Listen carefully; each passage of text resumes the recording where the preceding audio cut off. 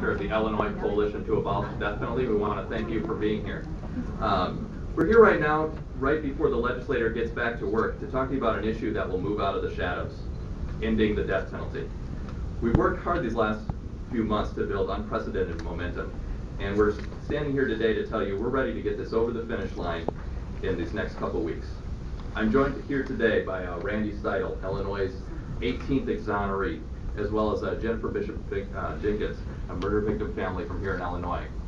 We're also joined by Ray Crone, who's an exoneree from Arizona. And finally, we're joined by Bob Gilligan, who's the executive director of the Catholic Conference of Illinois. Our message is simple. The death penalty has not worked for Illinois. It cannot be fixed. It is broken beyond repair. And we think it's time to take that next step. Understand that the moratorium is not the answer, and to take it off the books for good. Only then can we really move Illinois forward and get serious about reforming our criminal justice system that we all can agree is long overdue. Our case for ending the death penalty really comes down to two issues: cost and innocence. We spend about $20 million a year for a system that has no outcome. We put victims' families through unending pain and chaos with no positive result. And worst of all, we continue to send men to death row wrongly, putting innocent lives on the line for no reason. For competent lawmakers, I've heard our message as we've been meeting with them and working in their districts for the last year. More and more of them realize what we're doing isn't working and can't work. We've tried reforms. We've spent millions of dollars. We've put safeguards in place, but we can never have a foolproof system. The costs are too great. The risks are too high. Let's end the death penalty now and get to work on what's right for Illinois. Illinois knows what it's like to be without the death penalty. We've done it for a whole decade now. And if we take this next step, we can build on this progress and set out on an even better path for fighting crime and keeping our community safe. This is the right move at the right time for the right reasons. It is time for our state government to do something right. We hope the legislators will agree with us and stand with us. Thank you very much.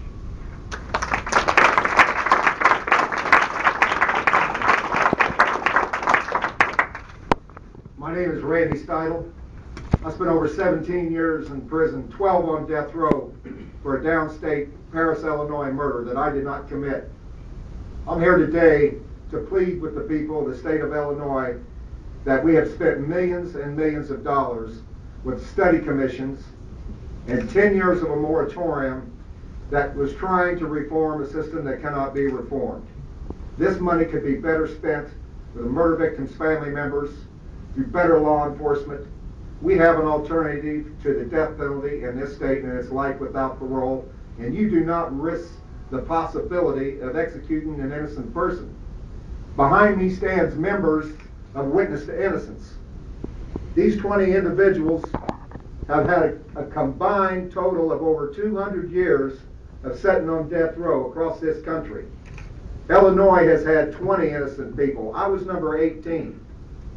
My case was deemed too politically sensitive in 2000 by the Illinois State Police, making me lose all of my state appeals and thwarted any review or investigation in order to free me and my co-defendant Herb Whitlock from a life without parole sentence. How many more cases across this country are too politically sensitive because of power, money, and influence? These are human lives we're talking about here today. The death penalty in this state needs to die, and die for good. Thank you.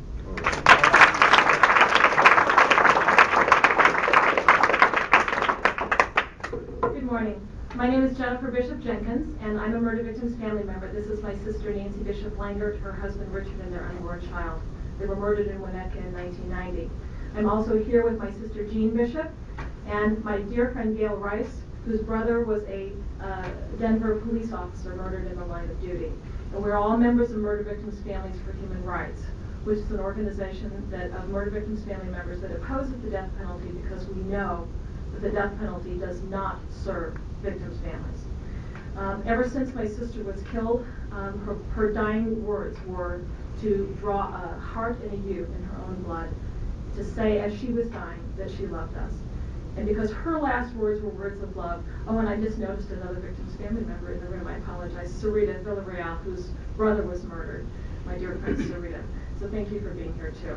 And we were motivated in our family, after Nancy and Richard were killed, to work to honor her dying words of love.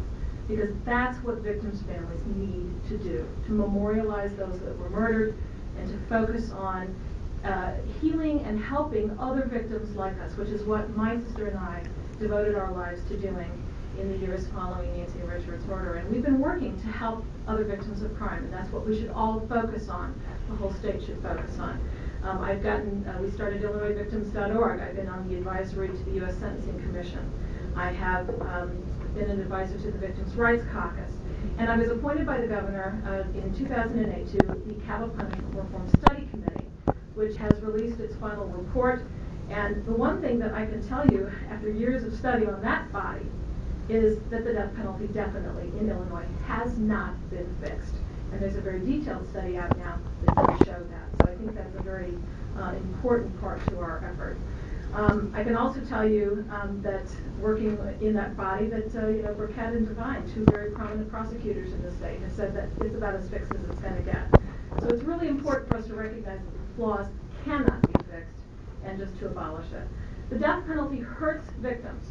It does not give us the resources we need. It drains financial resources. I recently ran for Cook County Board because the Cook County programs to help murder victims' family members were cut in the wake of dramatic cost issues. So there's a lot we can do to help victims. We need to understand that to tell a victim that we have to have a death penalty for the worst of the worst actually insults all murder victims' family members, because that rationale says that, well, some murders are more impactful than others on their families. No, that's not the case. So we stand strongly for life without parole for the worst of the worst offenders, if there is such a thing, and we support strongly that we turn the resources and the focus of this state from the focus on this wasteful and flawed process and start standing with victims and law enforcement to focus on prevention and support. And thank you very much to all of you, and especially to all of you, for being here today.